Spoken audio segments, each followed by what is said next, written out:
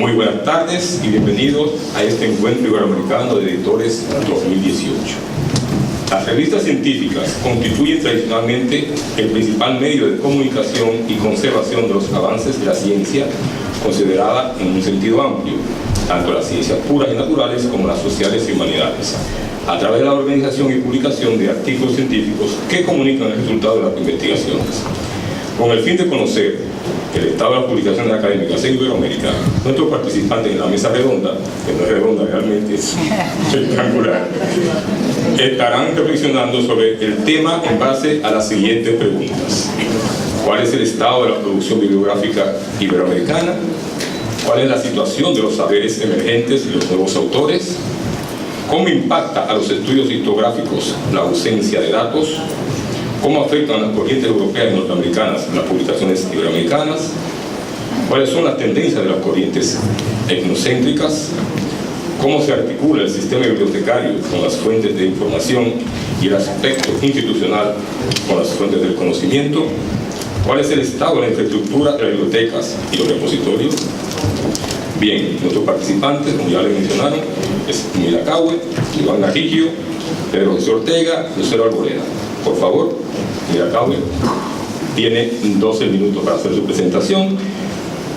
Para cada uno de ellos tendrán 12 minutos, pero avisaremos cuando se vaya agotando el tiempo, y después viene una tanda de preguntas y respuestas a las cuales ellos van a hacer comentarios en base a las mismas. ¿De acuerdo? Gracias.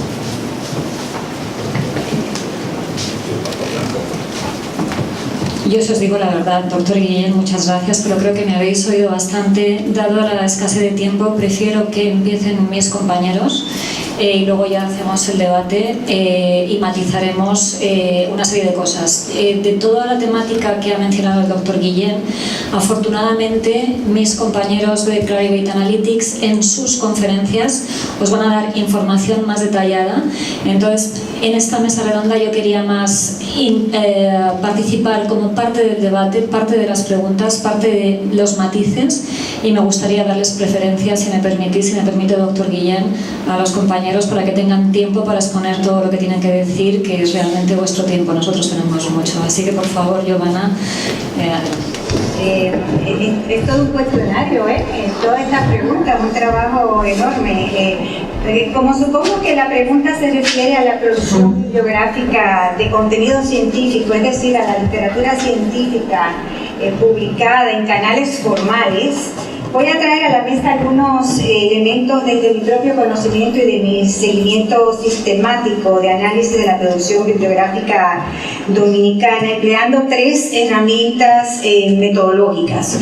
Una es un análisis bibliométrico de dispersión de las publicaciones científicas de investigadores dominicanos que nos permita responder a la pregunta ¿dónde se encuentra publicada la producción científica dominicana? La otra es una descripción resumida del estado actual de las revistas científicas dominicanas, y la tercera herramienta son datos del más reciente informe del CERLAC sobre la producción editorial de libros académicos en República Dominicana, un formato de publicación que me parece importante considerar en este análisis.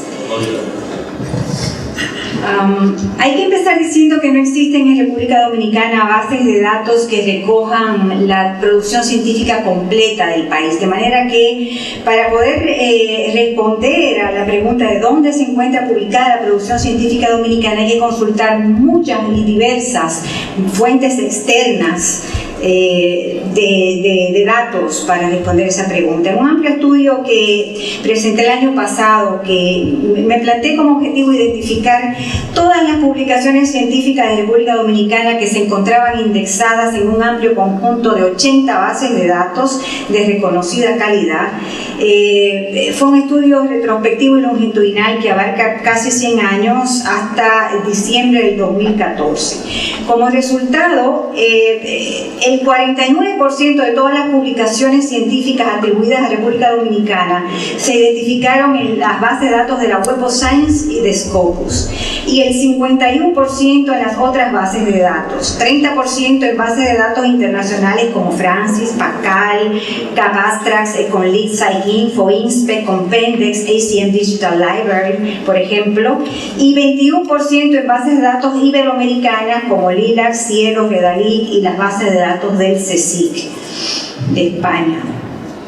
Finalizado un arduo proceso de filtrado de datos, se obtuvo un conjunto final de 2.924 publicaciones atribuidas a República Dominicana, que conforman el volumen total de la producción dominicana que se encuentra registrada. No es toda, es la que se encuentra registrada.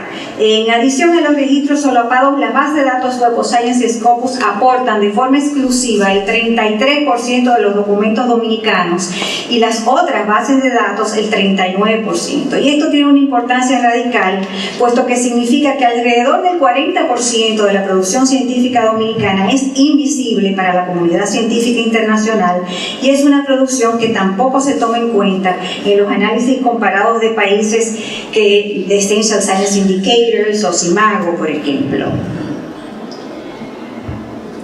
La producción bibliográfica ha sido irregular, pero con una tendencia general de crecimiento que parece seguir una ley de tipo exponencial, es decir, cada vez hay más publicaciones científicas, hay un ritmo de crecimiento más acelerado en los últimos 15 años, pero los volúmenes anuales nuestros están por debajo del promedio de la región. Identificamos un número total de 1.188 fuentes que han publicado trabajos científicos producidos en República Dominicana. En promedio, estas fuentes han publicado cada una 2.5 documentos dominicanos, lo que indica una gran dispersión de las publicaciones científicas del país en un amplio y diverso número de fuentes. La gran mayoría de estas fuentes son revistas científicas, el 87%, y el restante 13% lo componen actas de congresos y libros. Indudablemente, esto se relaciona con que las bases de datos que se emplean para estudios bibliométricos de producción científica cubren mayoritariamente producción científica publicada en revistas y tienen una exigua cobertura de publicaciones en formato de libro, una modalidad de publicación que tiene un peso central en las humanidades.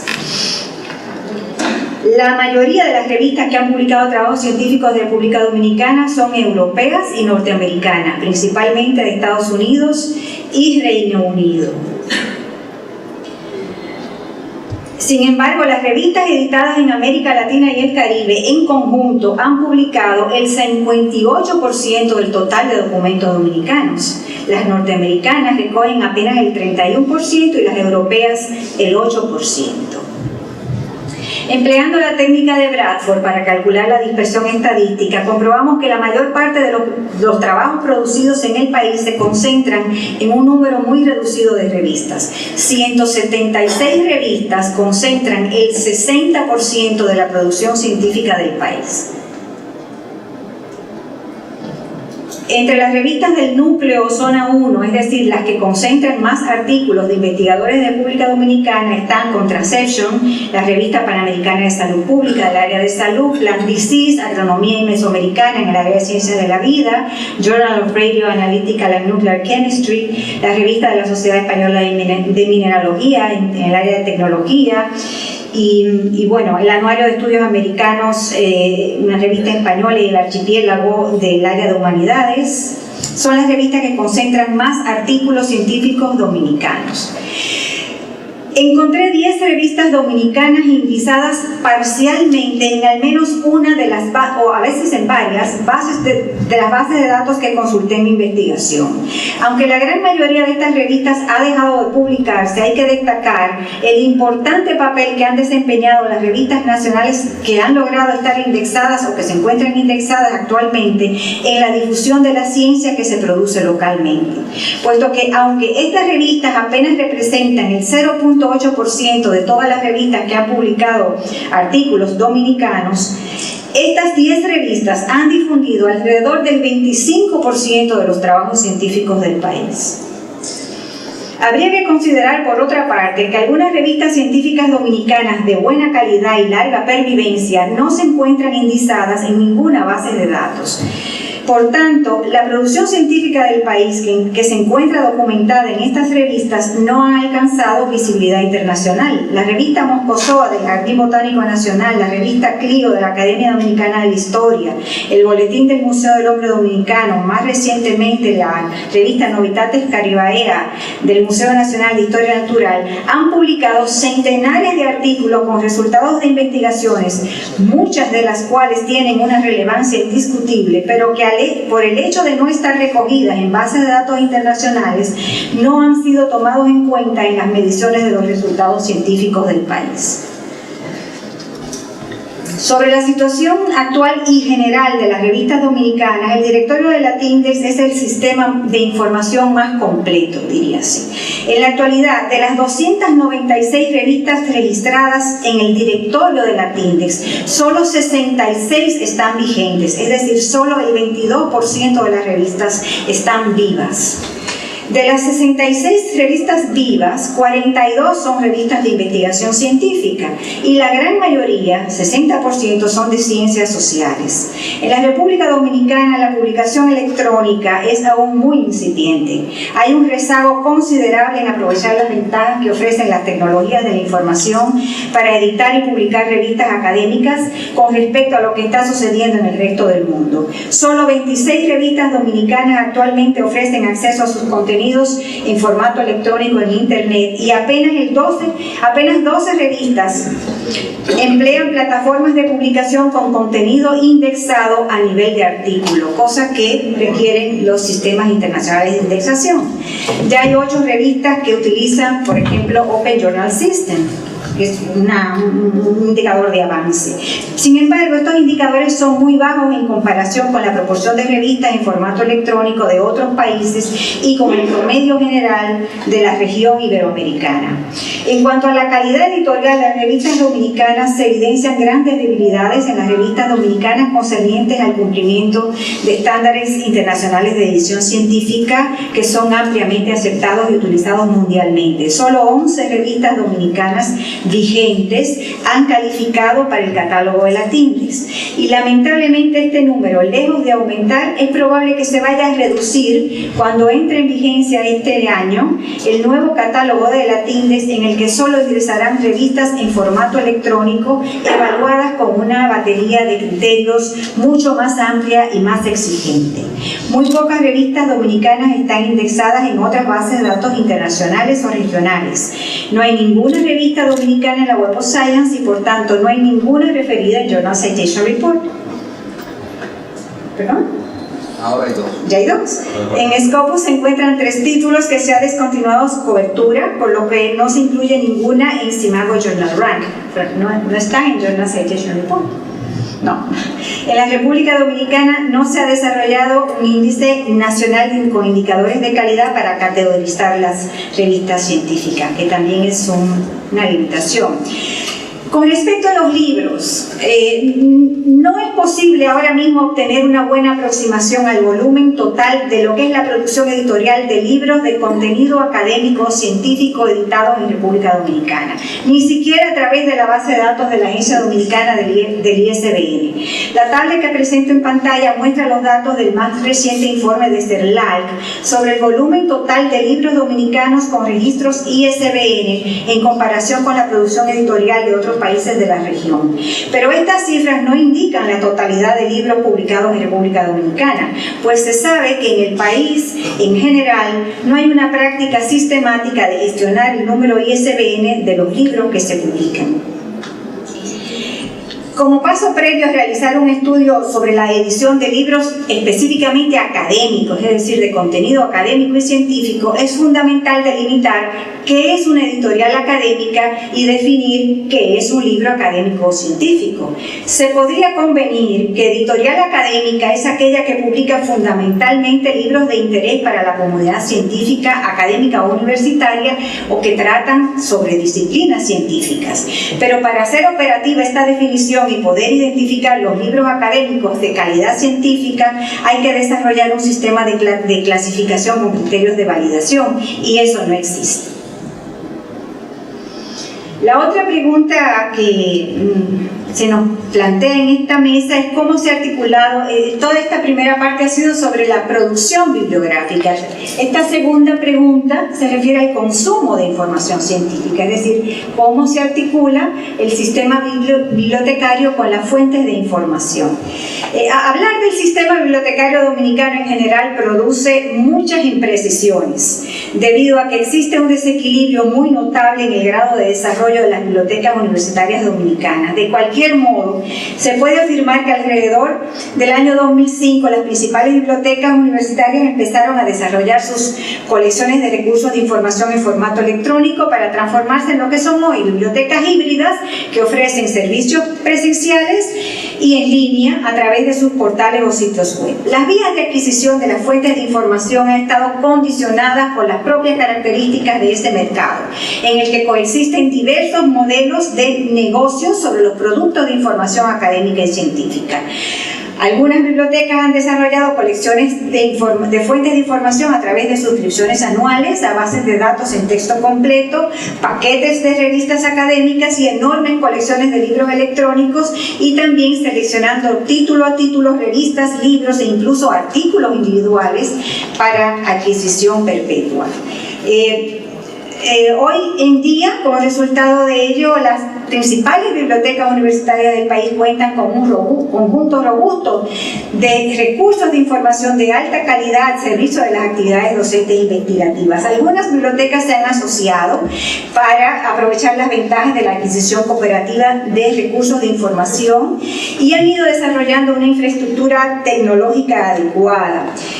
Lógicamente ese proceso no ha sido fácil, hay una lenta evolución del desarrollo tecnológico, insuficiencia de recursos económicos, etc. Sobre todo, una de las oportunidades más importantes es que el movimiento mismo a favor del acceso abierto está avanzando rápidamente y hoy en día hay una creciente disponibilidad de fuentes de información científica en Internet. A pesar de estos avances, yo he percibido en mis innumerables entrevistas con investigadores que hay una necesidad que podría interpretarse como una demanda latente o potencial de recursos de información específicos para la actividad científica, y he empezado a realizar un estudio de las referencias bibliográficas de todos los artículos científicos publicados por investigadores dominicanos y contrastarlas con los holdings de las bibliotecas. Analicé 11.792 referencias bibliográficas, de las cuales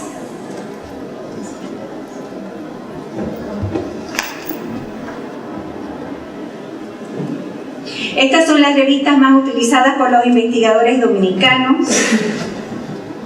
Son todas revistas de alto impacto, prácticamente Q1, todas, si se fijan, de editoriales académicas muy prestigiosas. Solamente las revistas del CEDIER se llevan el 17.7% de las referencias bibliográficas de las investigaciones dominicanas, y bueno, he empezado a analizar eso y a contrastarlo con los holdings de la biblioteca, de manera de ver de qué manera las bibliotecas están ofreciendo la facilidad para acceder a las fuentes más utilizadas por los investigadores. No me puedo detener en más cosas porque ya me están sacando. Muchas gracias, doctora Riñi. Sabemos que la doctora Riñi tiene un montón de información y podríamos durar horas aquí hablando con ella y informándonos de toda la información que ha recopilado. De todas formas, el tiempo es el que manda. Entonces, le vamos a dar la palabra a la licenciada doctora Lucero Arboleda de Roa para que nos hable sobre sus reflexiones a las preguntas. Sabemos que son muchas preguntas, que es imposible en 15 minutos responder todas, pero que sean las más significativas. Finalmente, la doctora Mila Caue va a hacer un resumen, no sé si va a poner hoy y mañana, sobre todo lo que se ha hablado, y quizás completará lo que no se ha hablado para esos días. Seleccioné básicamente esas dos preguntas porque quise monopolizar la palabra académico para referirlo exclusivamente al mundo de la educación superior. Y como entorno geopolítico me interesó restringirlo a la República Dominicana. Y en ese orden de ideas me pareció interesante poder mirar estos 4 temas más como un ejercicio más de interrogación que de solución. En primer lugar, es muy importante que no veamos las publicaciones universitarias aisladas, sino que las veamos en el marco del contexto nacional. En segundo lugar, que veamos un poco la ecología de las publicaciones universitarias dentro de la universidad misma. Y en tercer lugar, ver en qué medida ese ecosistema que hace posible la transferencia de conocimiento en la universidad es más o menos evidente. Y luego un poquitico sobre los repositorios. No sé si me da tiempo para las conclusiones. En primer lugar, el primer análisis tiene que ver con el mercado editorial de la República Dominicana. Es fundamental tener una idea de qué sucede con la industria editorial dominicana, sobre todo teniendo en cuenta el hecho de que debe ser un producto de consumo cultural que impacte la sociedad. Y en ese sentido quisimos mirar 4 aspectos fundamentales. Primero, en términos de producto, en términos de magnitud, en términos de mercado y en términos normativos. En términos de producto, en la República Dominicana, el libro es el protagonista. Y como protagonista tenemos varias evidencias. Aun cuando, como decía Giovanna, hay muy pocos registros públicos confiables para poder hacer un análisis serio de la realidad, la oficina comercial de la Embajada de España hizo hace unos días, un tiempecito, un estudio interesante, por supuesto sesgado, porque era para posibles inversores en la República Dominicana. Y uno de los aspectos que queda claro es que esa industria cultural tiene como eje fundamental el libro en un 54%, es decir, la compra que hace la población en un 54% son libros. Pensemos que ahí están los libros de texto, los libros universitarios, etc. Y en un 24% publicaciones periódicas y revistas. El resto son música, videos y otros recursos. Pero también en términos del gasto que hace la población, hay un 80% de lo que se invierte en industria cultural, un 80% está dedicado a los libros. Como muy bien decía Giovanna, no tenemos estadísticas para saber cuál es realmente el volumen de la producción editorial nacional. Porque, entre otras cosas, existen graves confusiones en la figura misma de lo que es una editorial. Pero esas cifras que a veces suben y a veces bajan, por ejemplo, en el 2015, registrados con códigos ISBN en la agencia que tiene la Biblioteca Nacional, habían 1.646 títulos. Eso es una producción muy magra, aún admitiendo que no todo el mundo, no todas las editoras registran sus documentos. Pero eso tiene una consecuencia, y es que hay una dependencia total del mercado exterior, una dependencia total. Y ese mercado exterior lo suplen fundamentalmente 2 países, o 2 grupos geográficos, Estados Unidos y España. España, en materia de libros de texto, por supuesto, se lleva a la delantera por razones de idioma y por razones de cercanía cultural. ¿Qué tenemos a nivel nacional para como incentivo a la producción editorial? Supuestamente tenemos un gran marco normativo, tenemos leyes leyes de muchos colores y de muchos alcances, como la ley específica 50208, que es sobre el libro y las bibliotecas, y una ley que a los universitarios nos debe interesar mucho, que es la ley 13191 de Educación Superior, Ciencia y Tecnología. Pero más allá de todo eso, la verdad es que esa legislación no tiene mecanismos de aplicación y de control para que realmente se produzcan los incentivos que necesita la investigación en el marco de la docencia para que se convierta en un elemento heurístico al servicio de una mayor producción de conocimiento. Y entonces viene la pregunta: ¿cómo y para qué circula el capital intelectual y simbólico de la universidad? Y nosotros conocimos hace ratico esa máxima de publicar o perecer, ¿verdad? Que hoy en día es más bien compartir o morir. Y que realmente se convirtió en la ilusión tanto de los investigadores como de las instituciones de educación superior. Sin embargo, por el hecho de que, por supuesto, como lo admite Kramer, por supuesto, el mundo de la ciencia es un mundo jerárquico, y dentro de ese mundo jerárquico, dime qué y dónde publicas, y por supuesto, te diré quién eres. La crítica que hay a esto es que no siempre la investigación se justifica por sí misma y la publicación es un medio de difusión, sino que el paper se convierte en el final mismo, y entonces tenemos la realidad de una América Latina donde la producción de bibliografía y a veces la explosión no tiene nada que ver con la profundización de conocimiento, porque hay que publicar para que a usted lo puedan ascender en la escala, etcétera, etcétera, etcétera.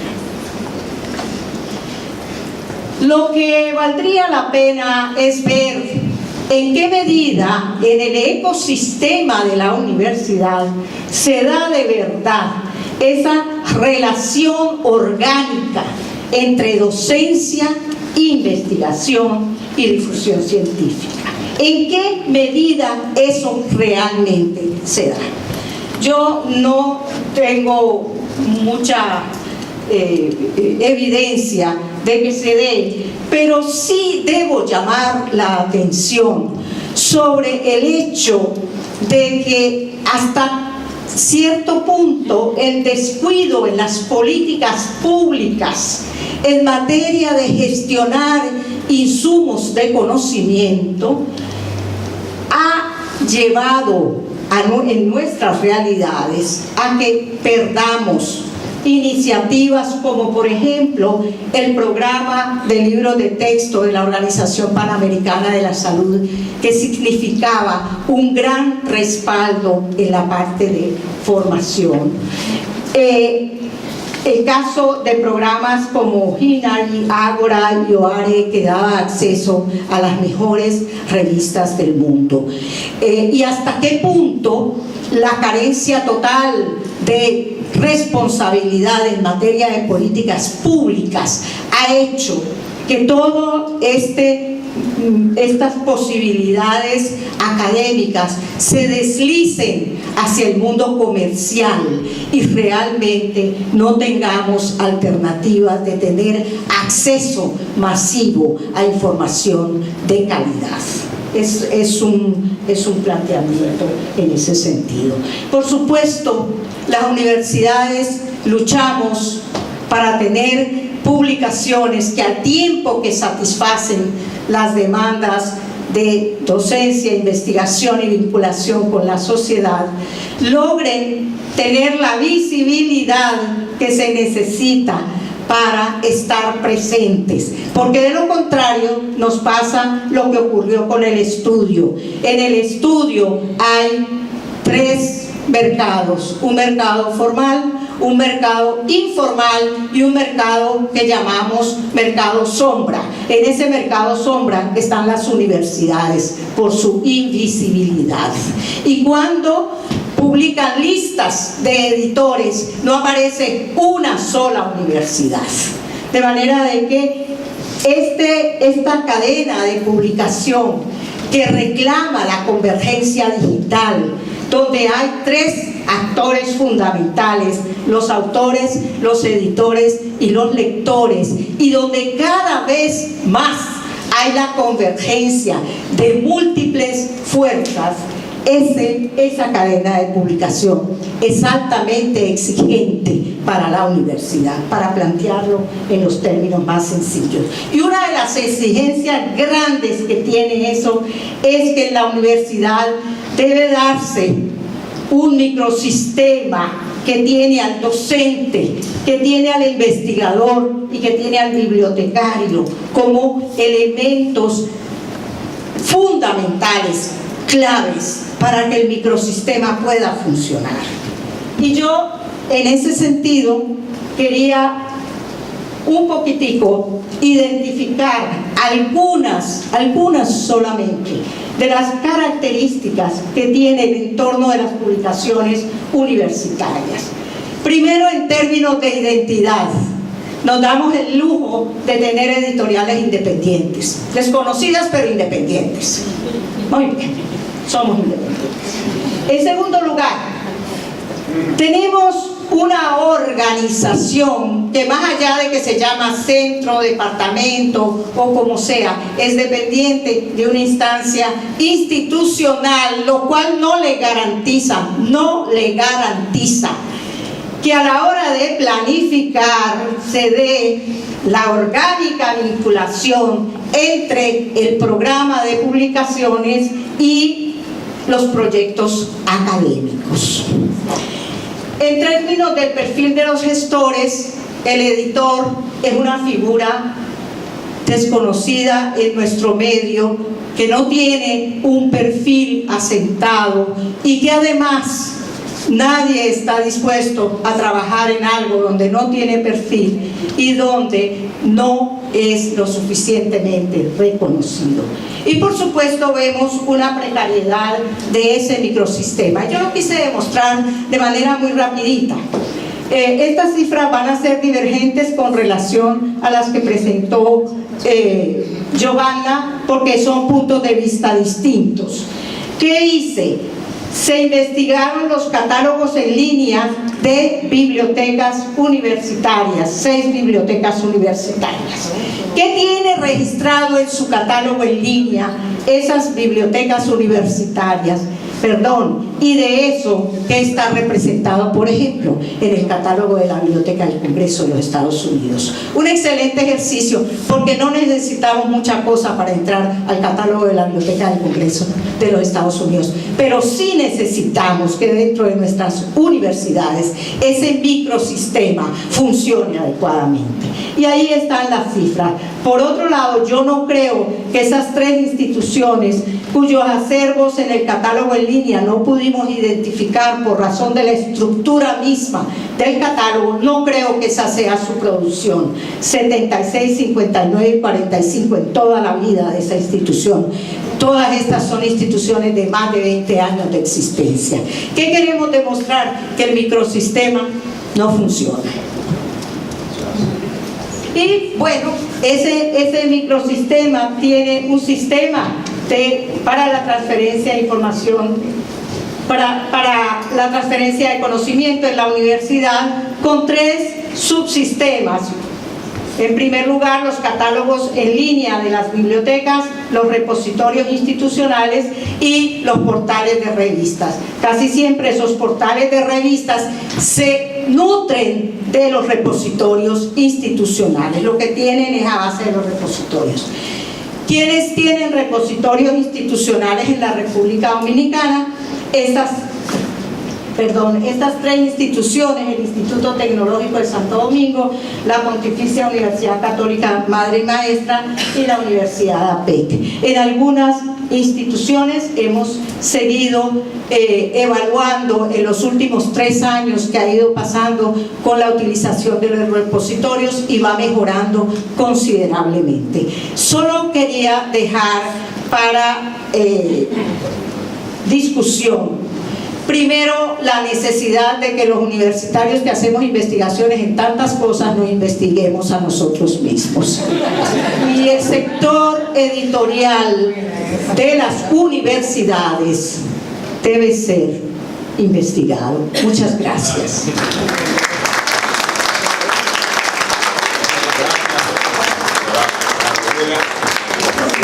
Muy bien enfocado en el tema académico de las publicaciones, y como experta bibliotecaria pues lo hizo muy bien. Invitamos ahora a Pedro José Ortega de El Libro Val a que exponga sus puntos de vista sobre los temas tratados en las preguntas.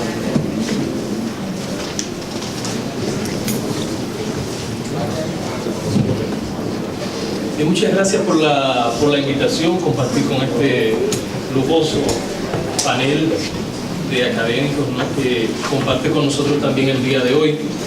Yo pienso que se ha hecho una reflexión bastante detallada, minuciosa sobre el tema bibliotecario, sobre el estado de la bibliografía desde el punto de vista cuantitativo. Yo quisiera ceñirme en los breves minutos que tengo a 2 o 3 preguntas que se encuentran aquí planteadas para nosotros. La primera, ¿cuál es el estado de la situación de los saberes emergentes? Cabe preguntarse de inmediato, ¿qué es esto de saberes emergentes? ¿Cómo funciona esta nueva categoría que comienza, si se quiere, a reflexionarse en América Latina, sobre todo en Sudamérica y en Centroamérica? En segundo lugar, el impacto de ciertas corrientes europeas y norteamericanas en las publicaciones iberoamericanas.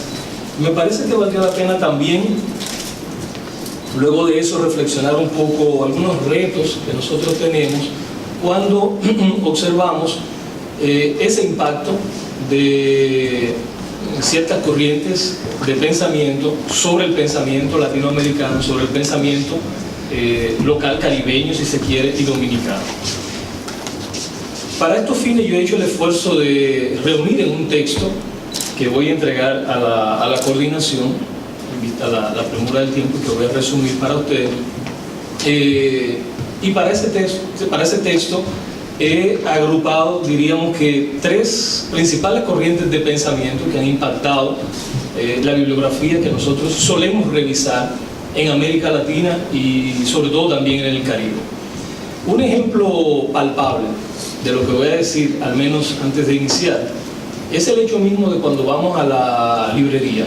Nosotros vamos a la librería a comprar un libro, pues lo que nosotros encontramos en la librería es, en el 90% de los casos prácticamente, un conjunto de libros que o son traducciones europeas, o son traducciones del inglés o de otros idiomas, y que nosotros solemos consumir y que a la vez de algún modo se traducen en citas y en la reproducción de un pensamiento que nosotros plasmamos en nuestros artículos, en nuestras maneras incluso de producir conocimiento cuando hacemos investigación. Es decir, que el estado de la literatura, que bien han comentado, de algún modo también tiene un impacto epistemológico, es decir, en nuestra producción del conocimiento y nuestra forma de concebir el conocimiento. Desde ese punto de vista, y siguiendo esa ilustración, yo diría que hay 3 principales corrientes de pensamiento que impactan nuestros saberes y nuestras formas de producir el conocimiento hoy en día. La primera es una suerte de fenomenología positivista. Es un tipo de fenomenología que nace principalmente en el campo de las ciencias sociales con Edmund Husserl y que se transfiere al campo de la interpretación de la vida cotidiana a través de otros autores como Alfred Schutz, uno de sus principales alumnos. Podríamos decir que dentro de esa corriente de pensamiento de gran influencia en el pensamiento latinoamericano y caribeño, la carga de la observación queda del lado del sujeto. El sujeto es una especie de intérprete de los fenómenos y trata de rendir cuenta del fenómeno tal como el fenómeno se le representa. Digamos que esa es la clave principal de esa fenomenología. En segundo lugar, una hermenéutica positiva de la negatividad. Dentro de esa se invierte entonces la categoría de la observación. El que está observando, es decir, produciendo un tipo de conocimiento, coloca la carga del lado del objeto, es decir, aquello que está observando, él está interpretando y él está subsumido de algún modo ante la interpretación de aquello que está tratando de describir. Puede ser una obra de arte, puede ser la sociedad misma, cuando nosotros la pensamos desde esa corriente de pensamiento de Schutz, que tiene una gran influencia sobre nuestra manera de pensar hoy en día. Dentro de la primera, ya he mencionado uno de esos principales autores, ¿no? Que si uno revisa la literatura que nosotros consumimos y a la vez la literatura que nosotros publicamos, lo vamos a encontrar citado en casi todos nuestros trabajos. El primero es Edmund Husserl, Martin Heidegger, luego Peter Berger, Thomas Luhmann, Alfred Schutz, que ya he mencionado. Son autores que fueron cimeros en la medida en que fundaron de algún modo incluso corrientes de pensamiento como el estructuralismo, corrientes de pensamiento que bañaron casi todas nuestras ciencias sociales, ¿no? Estructuralismo en la psicología, en la arquitectura, estructuralismo en la sociología, etc. Dentro del campo de la hermenéutica de la negatividad, nosotros encontramos a Hans-Georg Gadamer, de la Escuela de Marburgo, Michel Foucault, Jacques Derrida, Francia, Teodoro Adorno, Escuela de Anthony Giddens, David Hell, Ulrich Beck en el campo de las ciencias políticas, entre otros. Luego, podríamos decir, en sentido general, también, que hay una corriente de pensamiento, una manera de articular nuestros saberes que impacta nuestras publicaciones y nuestra forma de producir conocimiento, y que se refleja en toda esta literatura que se ha comentado. Esa es la que relaciona lo cuantitativo con lo cualitativo. Dentro de ella nosotros tenemos una larga data de publicaciones que, si separáramos en olas, encontraríamos que, por ejemplo, desde principios del siglo pasado, prácticamente hasta los años 40, 50, la mayor parte de las publicaciones en ciencias sociales que podríamos rastrear en repositorios bibliográficos son fundamentalmente o bien cualitativas o bien descriptivas y reflexivas, basadas en una especie de orientación de corte marxista o neomarxista. Entre ellas surge prácticamente una segunda ola. Digamos que esa segunda ola iría desde los años 50, 60 hasta los años 70, 80. Es una ola fundamentalmente cuantitativista, que si nosotros revisamos nuestros repositorios bibliográficos vamos a encontrar que a lo largo de ese tiempo prácticamente toda nuestra literatura, que una vez fue prácticamente cualitativa y reflexiva, apuntada en función de esas corrientes de pensamiento que he mencionado, se invierten prácticamente para convertirse en publicaciones de corte cuantitativo. Es decir, que una publicación o un paper, un ensayo académico que se vaya a presentar en una revista tendría en este caso mucho más preeminencia si se apoya en formas de conocimiento de carácter cuantitativo, es decir, método cuantitativo. De los años 70 hasta la actualidad surge entonces otra corriente, otra manera de pensar, autores como Foucault dirían una epísteme, una manera de concebir ahora el conocimiento, y que impacta esos repositorios y esas maneras y esas publicaciones que nosotros tenemos en las librerías, en las bibliotecas y en los repositorios. Diríamos que a lo largo de ese trecho que viene hasta nuestra actualidad, lo que tenemos es una suerte de combinación, una preocupación por combinar métodos del campo de la ciencia, del lado cuantitativo como del lado cualitativo. Surge entonces lo que es la triangulación, surge entonces lo que es la combinación metodológica, y surge de algún modo la preocupación por la interdisciplinariedad y la transdisciplinariedad. ¿Qué es esto? Es una ruptura con el pasado que de algún modo expresa la manera en que ya nosotros no tenemos disciplinas exclusivas como sociología, antropología, historia, sino que atendemos a problemas específicos vistos desde cada una de esas disciplinas.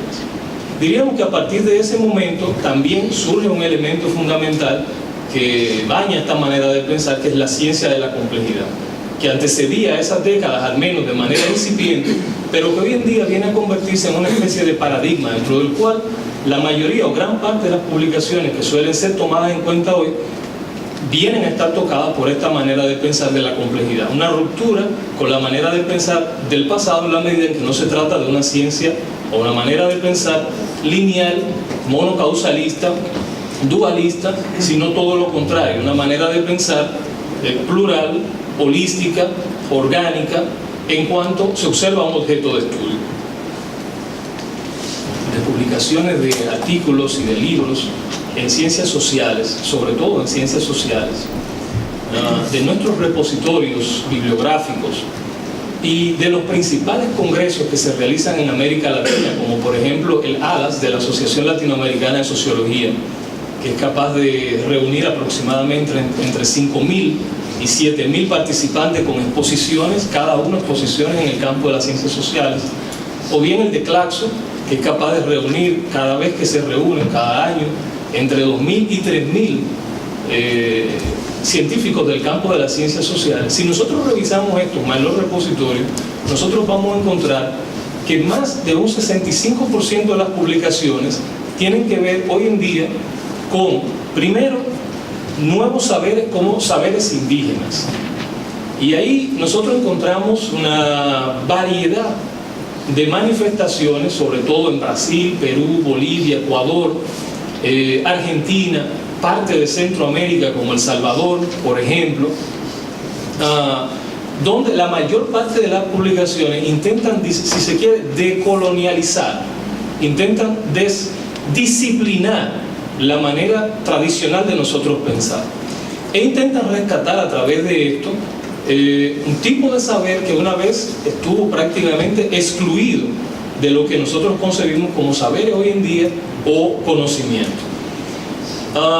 Esto se convierte hoy en día en algo tan vital que, por ejemplo, en Brasil, en Ecuador, en Bolivia, estamos hablando de los países más grandes de nuestra región, ya existen universidades indígenas, es decir, universidades donde lo que vamos a enseñar son saberes indígenas, ¿no?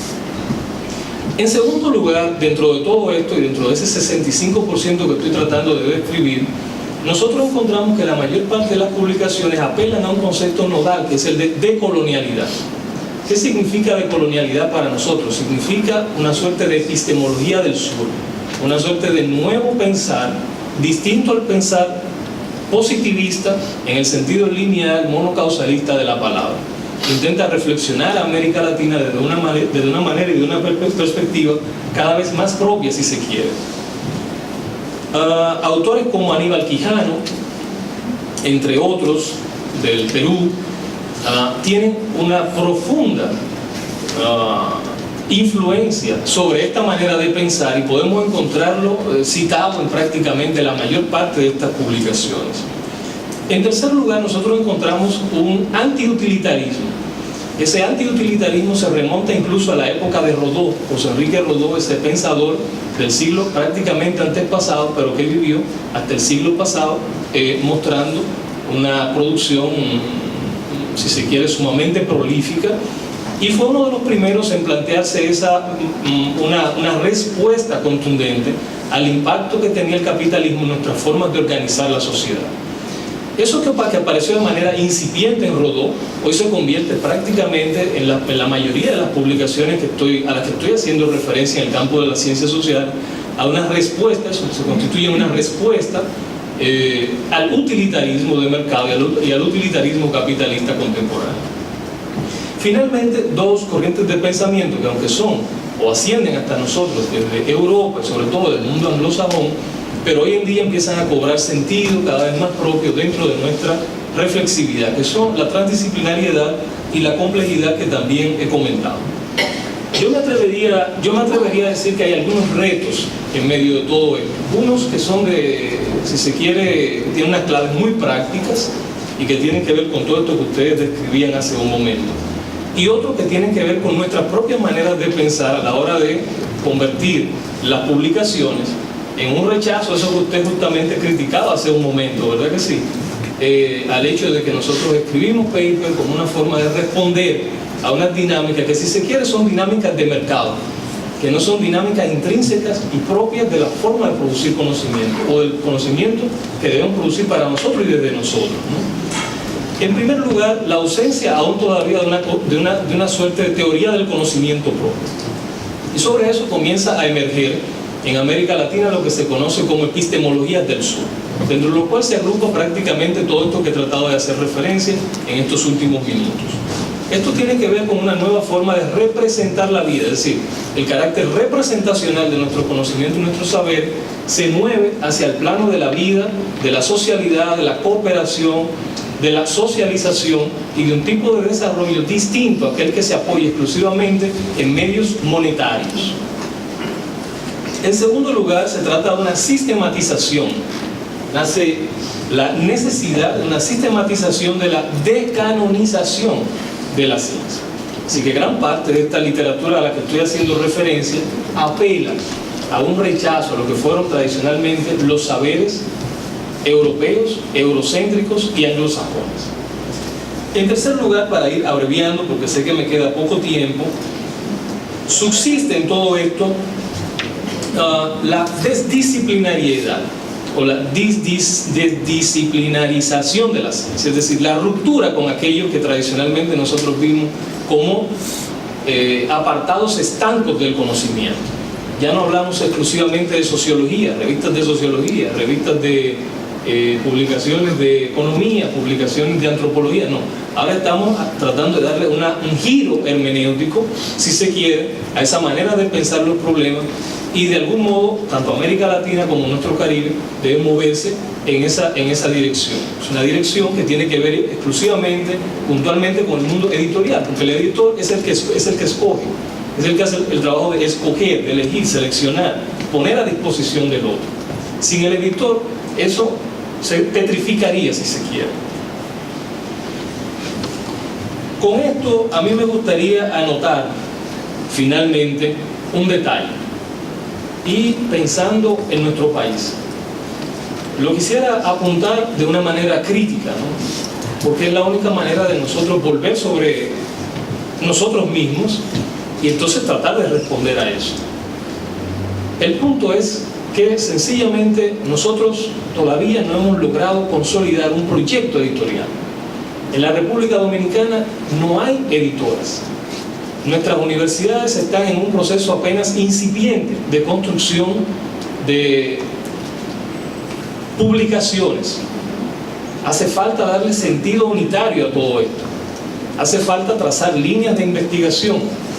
Hace falta que las tesis de monografías, las tesis de maestría, las tesis de doctorado cobren sentido en el marco de las publicaciones. Los investigadores vienen a nuestro país y lo último que consultan son las tesis que nosotros publicamos. ¿Por qué? Porque la mayor parte de nuestras tesis carecen del rigor que deben tener. Eso es, que la mayor parte a veces tienen indicios incluso de plagio. Se han hecho investigaciones sobre esto en nuestro país y cuando nosotros lo vemos cuando nosotros lo vemos de manera sumaria, nosotros vemos el sistema académico envuelto en una dinámica donde más del 40% de las tesis que producimos tienen indicios de plagio, nosotros encontramos entonces que se trata de algo sistémico que impide el avance, que petrifica el avance de nuestro propio sistema académico, puesto que se trata del mayor esfuerzo que nosotros hacemos dentro de la producción científica local. Quisiera dejarlo hasta aquí para al menos entonces generar la preocupación en ustedes y debatir un poco sobre esto. El texto que he tratado de redactar para el encuentro es un poco más amplio y bueno, lo voy a dejar a disposición por si acaso es necesario luego seguir compartiendo. Muchas gracias.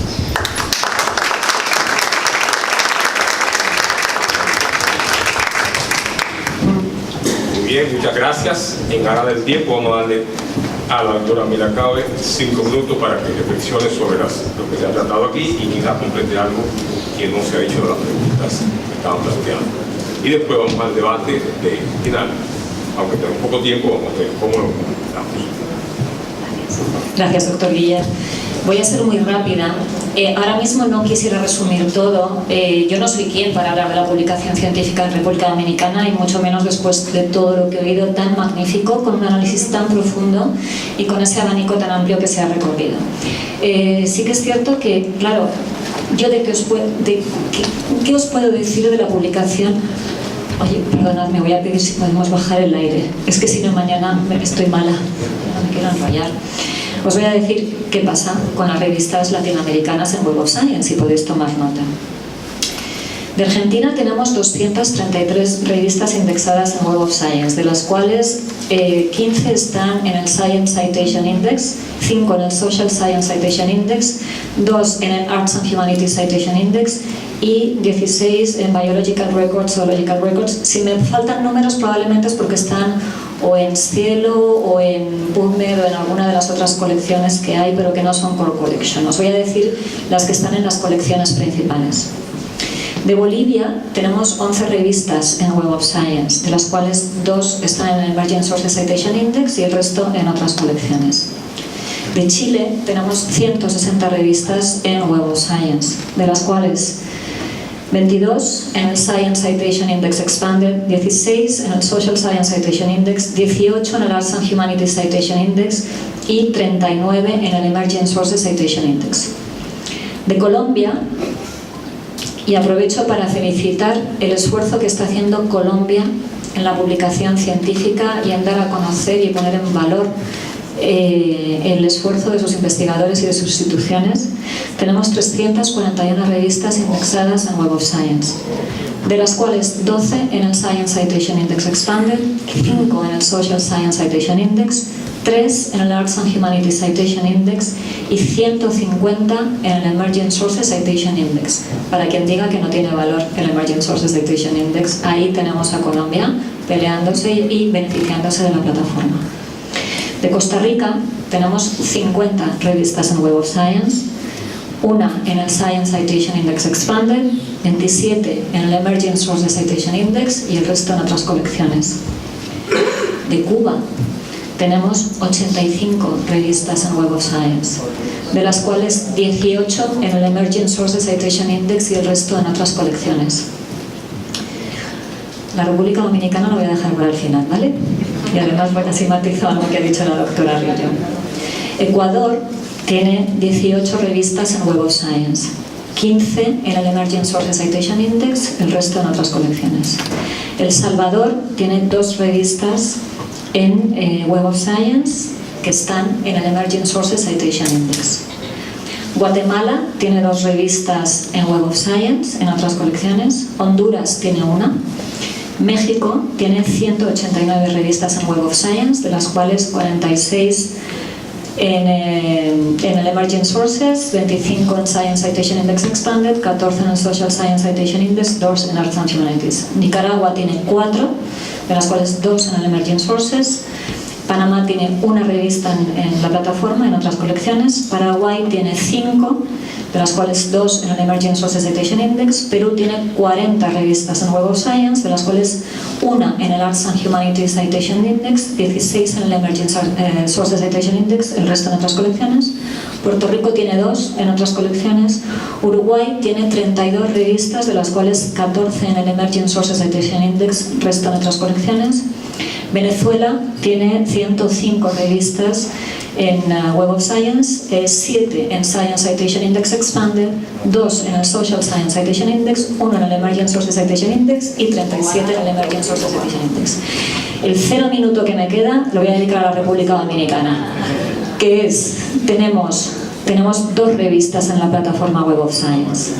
Moscosoa está en Biosis y Novitatis Scarabea está en Zoological Records. Es cierto que no es el Core Collection, pero son revistas cuyas citas ya se están contabilizando y si se benefician de su presencia en la plataforma de Web of Science, en breve pueden ser evaluadas para las ediciones principales que otorgan factor de impacto. Dicho esto, sé y me consta que el esfuerzo que se está haciendo es tremendo. El evento que estamos haciendo ahora es una prueba de que se tiene interés y se quiere trabajar en este sentido. He visto buenísimas revistas que todavía no están en la plataforma de Web of Science y me gustaría que estuvieran, no a mí, a todo el equipo y a toda la empresa. Así que por favor os invito a que sigáis, que por nuestra parte contad con que estamos con la mejor disposición para que pongáis en valor a vuestras instituciones y a vuestros investigadores. Muchas gracias, doctora. En realidad estamos sobre el tiempo, vamos a agotar 10 minutos, 3 participaciones y luego una reacción de la mesa que nos trae. ¿Quién se anima, por favor? uno.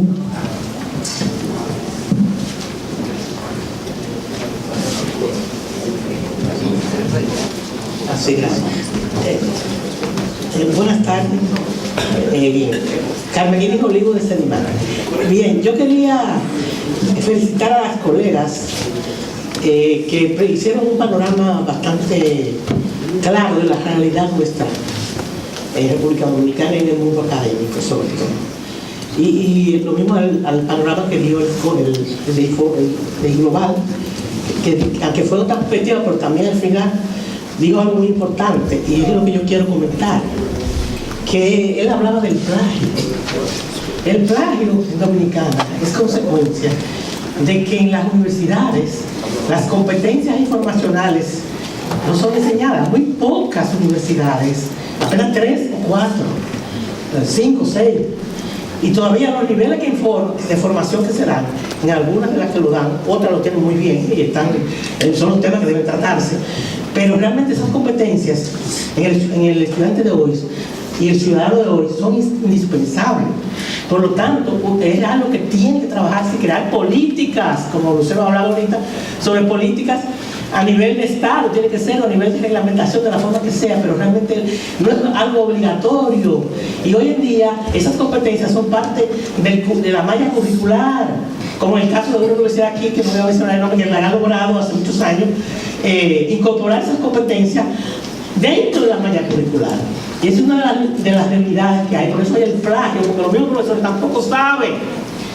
No saben citar, no saben. Entonces la mayoría, porque ya hay muchos digamos, docentes que se han ido formando y están cambiando el panorama, pero son muy pocos.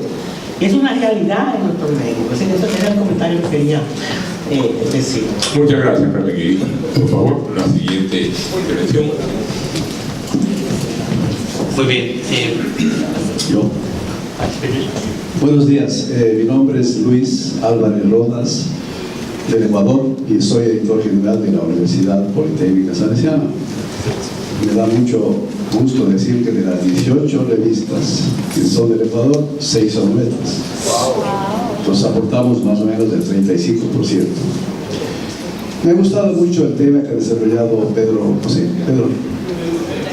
Nosotros tenemos una editorial, Ali Ayala, que seguramente tú conoces, que ha trabajado 45 años difundiendo a los pueblos Shuar y Achuar. Y quisiera completar, si me permites, tu exposición excelente. En el Ecuador ha sucedido un hecho muy particular y valioso. Lo que tú hablas de decolonialidad no es más que un repensar de lo que te decías, que también en América Latina tenemos el factor sorpresa, no solo de otras partes, ¿no es cierto? Bien, entonces lo que pasa es que se ha pasado de la etnicidad al reconocimiento de pueblos y nacionalidades que estuvieron invisibilizados toda la vida.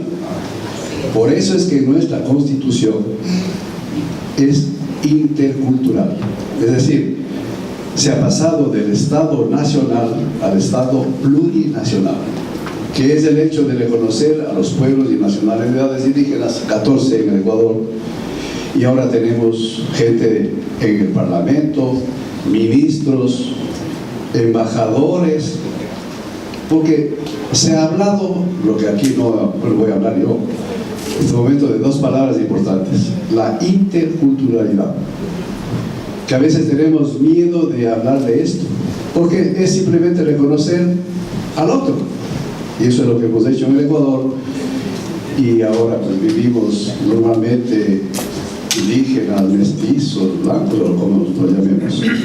Entonces ha sido un gran avance, y me imagino que, no me imagino, es cierto que en Bolivia también, y dos de nuestras revistas hablan, por ejemplo, Alteridad, de educación intercultural bilingüe.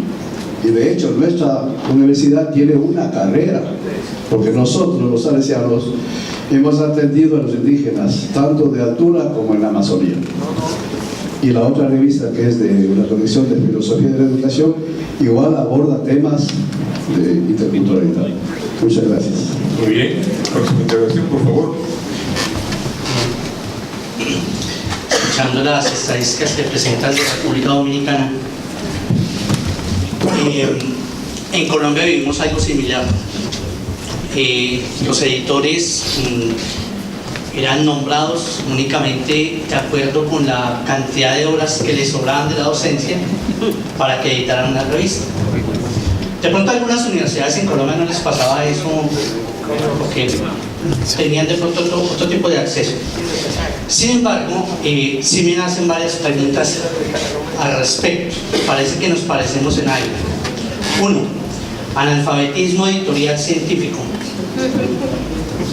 El conocimiento del DOI, el conocimiento del ORCID, el conocimiento de redes sociales académicas, donde en América Latina me doy cuenta que muy pocos se han reservado ese privilegio para tenerlo.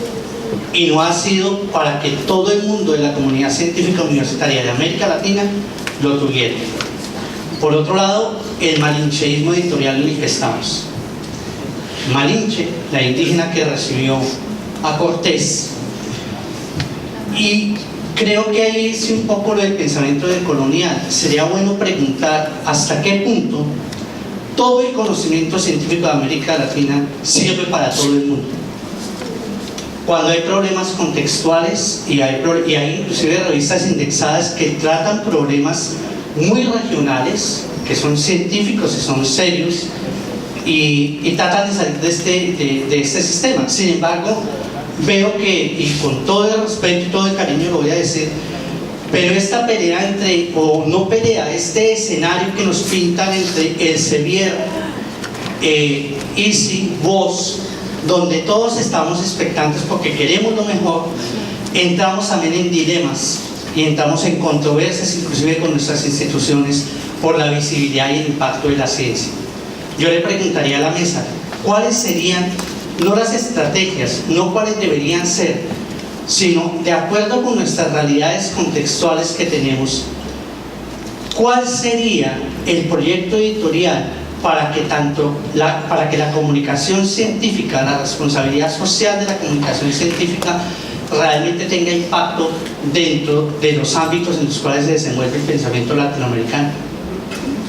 Muy bien, última intervención, por favor, Jesús Alberto, cortita porque ya se agotó el tiempo. Siempre tiene que aparecer el autor, ¿verdad? Entonces yo creo que todo lo que... Estoy fascinado, yo estoy aquí como si fuera de vacaciones, aprendiendo de todo lo que ustedes me dicen. Yo creo que el grave problema que nosotros tenemos es que nuestras autoridades, ya sea de donde sea, el gobierno, nuestras universidades, nunca han dado el apoyo a que las investigaciones y el desarrollo científico sean una cosa seria. Aparece uno que otro que somos locos, que somos apasionados por lo que hacemos, pero creo que también hay que reconocer de que nuestras universidades están empezando a desarrollar, a cocinar ese sancocho que yo espero que nos vamos a comer todos.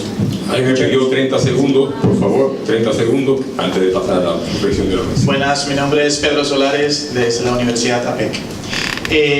Una cosa que quería comentar. Actualmente, recientemente, ya el Viceministerio de Investigación y Ciencia acaba de lanzar a concurso la convocatoria de la carrera de investigadores, ¿verdad? Lo cual es un plus importante para la producción científica en la República Dominicana. El Viceministerio de Investigación. Sí. Entonces, una cosa que sí me gustaría comentar sobre la participación del caballero era sobre la producción científica, el volumen de la producción científica y la calidad que lleva consigo.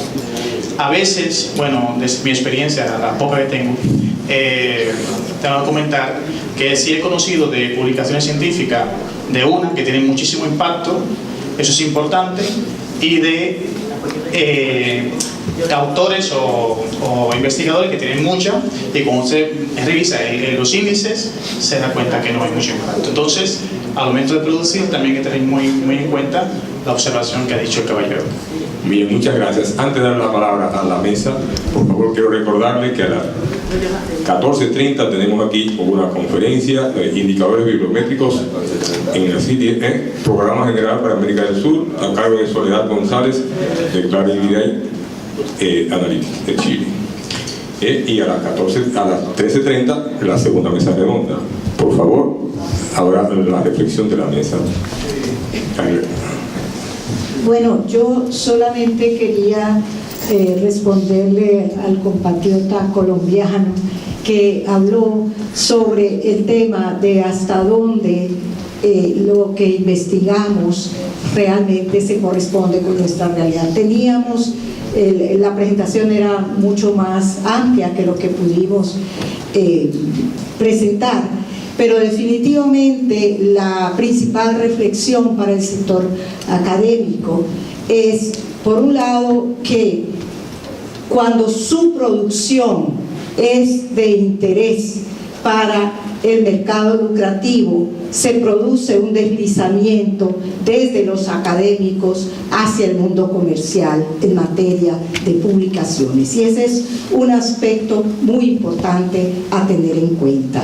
Es decir, en estos momentos, por lo menos en las universidades dominicanas, no vemos ese flujo de producción científica hacia o volcada hacia la docencia. De esto se están haciendo cargo monopolios y oligopolios editoriales, y ese es un punto de reflexión sumamente importante. Y el tema de la investigación y su vinculación con las grandes demandas de la sociedad está a la vista.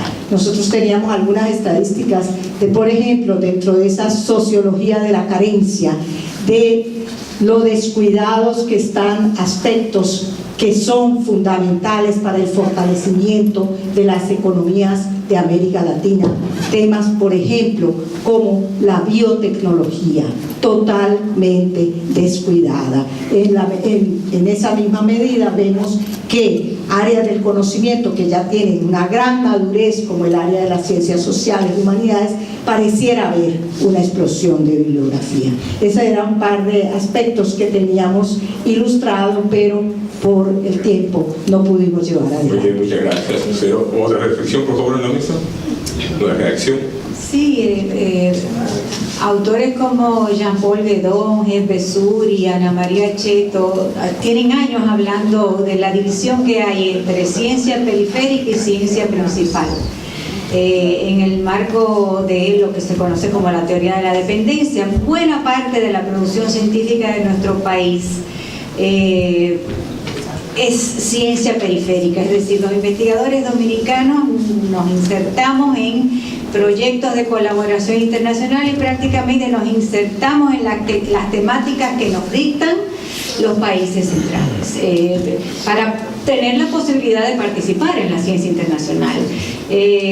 Por el otro lado están las revistas nacionales, cuyo objetivo es o debería ser difundir la ciencia que se produce localmente con muchísimo esfuerzo y con escasísimos recursos, pero ciencia que realmente tiene interés para nosotros y responde a nuestras necesidades. Ese es el verdadero papel de las revistas nacionales, que lógicamente, alcanzando los estándares de calidad, necesitan lograr la visibilidad necesaria para que la investigación local sea debidamente valorada.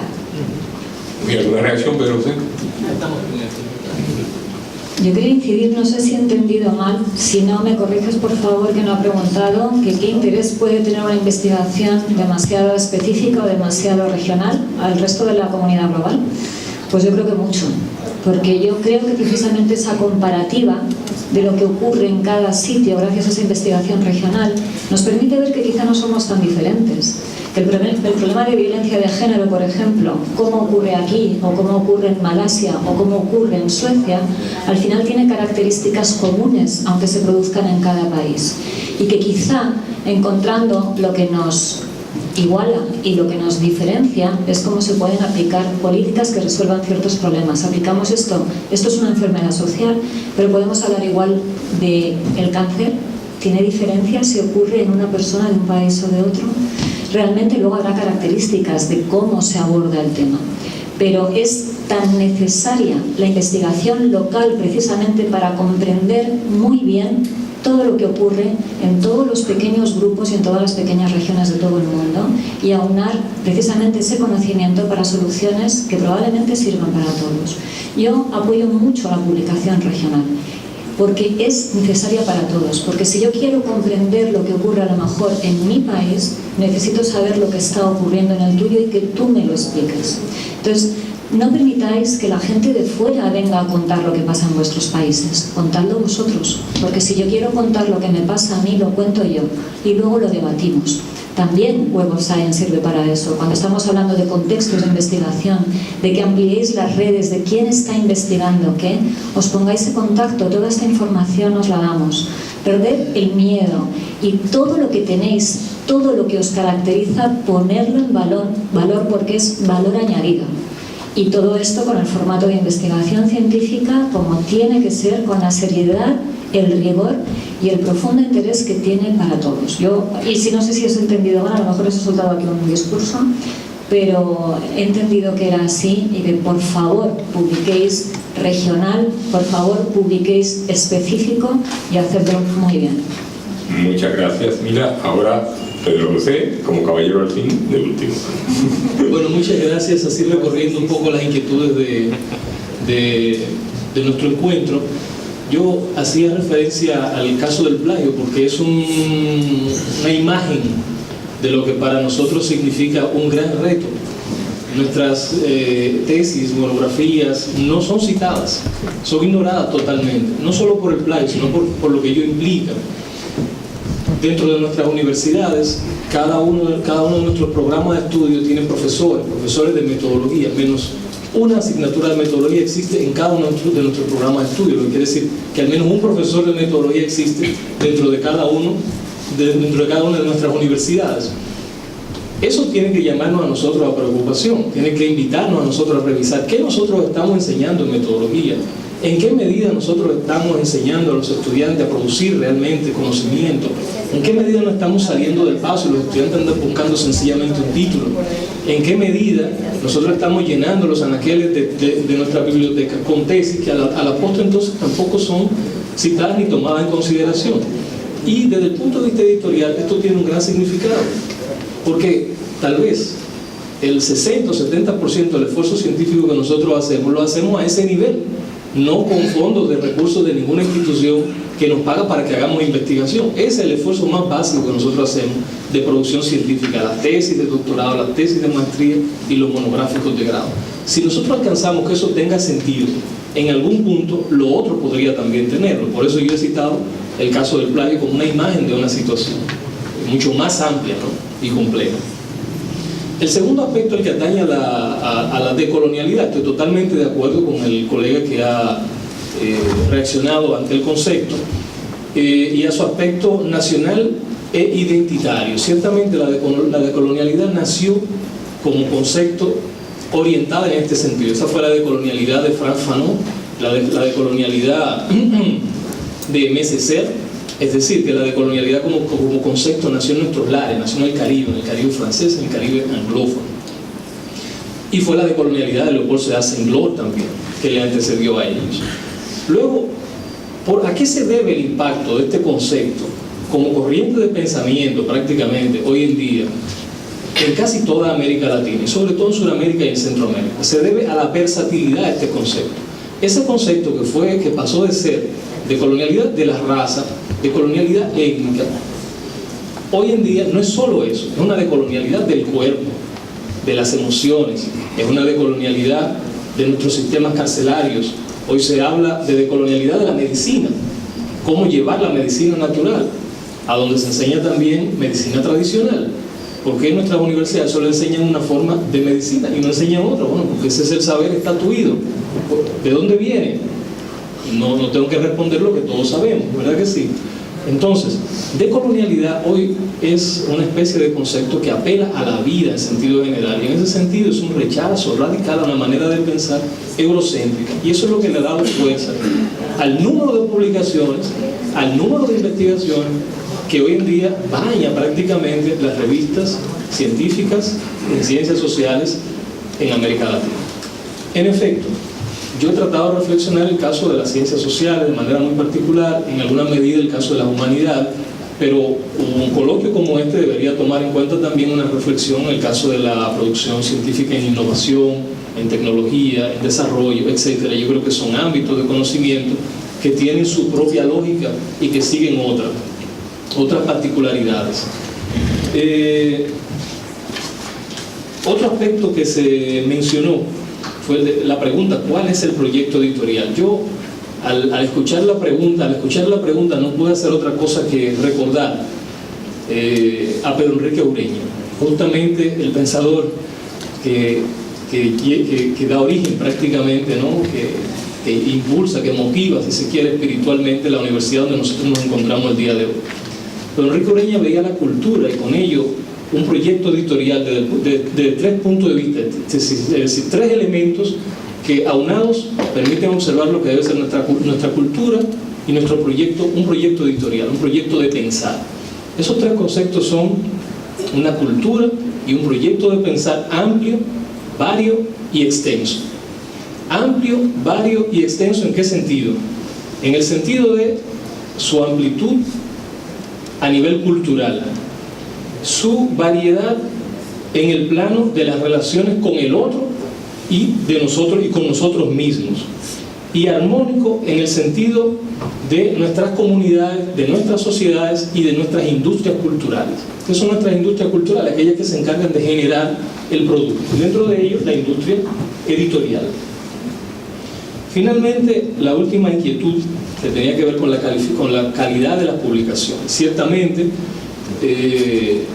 tanto en nuestro país como en cualquier otro, uno puede encontrar un volumen de publicaciones de calidad y un volumen de publicaciones de no tanta calidad. En nuestro país podríamos ver eso de manera invertida, pareciera paradójico en el sentido de que están emergiendo muchas publicaciones, no muchas de las cuales podríamos apreciar necesariamente de publicaciones de calidad. Sin embargo, ¿qué es lo que nos preocupa? ¿Qué es lo que se encuentra detrás de todo esto? Detrás de todo esto se encuentra el aspecto ético del pensar. Ética aquí nos remite a una lógica de organización de nuestra sociedad, una lógica de mercado.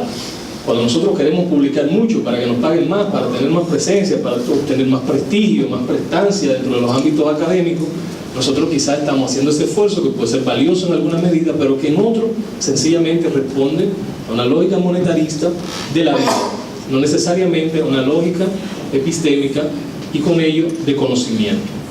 En este sentido, lo que nosotros debemos revisar, a mi juicio, en el aspecto más nodal, en el corazón de este asunto, es el componente ético. ¿Qué significado tiene para nosotros esa lógica de organizar la sociedad y con ello de organizar nuestros sistemas académicos y de producción del conocimiento? Esa ética debería ser también, a mi juicio, el objeto de la discusión sobre asuntos editoriales en esta casa de estudio. Muchas gracias. Muy bien, muchas gracias. Finalmente, el doctor Víctor nos queda una última redacción. Y ya con esa cerramos y nos vamos a almorzar. Simplemente quería agradecer en nombre del comité organizador del evento, del comité científico, la calidad de la primera mesa. Definitivamente el nivel del debate, el nivel de las presentaciones muestra lo acertado que fue la selección de esta primera mesa para poderle darle el fundamento epistémico a una discusión tan seria y relevante como lo es la producción científica en nuestra región. Hay un documento que van a ver que sale en una hojita impresa en la carpeta que se les va a entregar después del almuerzo, donde precisamente se justifica desde el punto de vista, si se quiere, más ontológico que epistémico, la razón de ser de un evento de esta naturaleza acá en la República Dominicana. Y lo hicimos precisamente con la idea de entender el sentido identitario de lo que supone la producción editorial nacional, sobre todo la producción científica universitaria nacional, el tema de la necesidad de una protección, una prohijación de la producción científica que apoya el Estado, y por otro lado la necesidad de promover la actividad académica profesional en las universidades. De manera que gracias a los panelistas, de verdad que ha sido un excelente debate. Ha sido una pena que no tuviéramos más tiempo para el intercambio, y pido un aplauso para la mesa y un excelente cierre de esta primera sesión. Muchas gracias, muchas gracias Nina, muchas gracias Iván Arillo, Pedro José Ortega y Lucero Rueda. Buen almuerzo y nos vemos más tarde.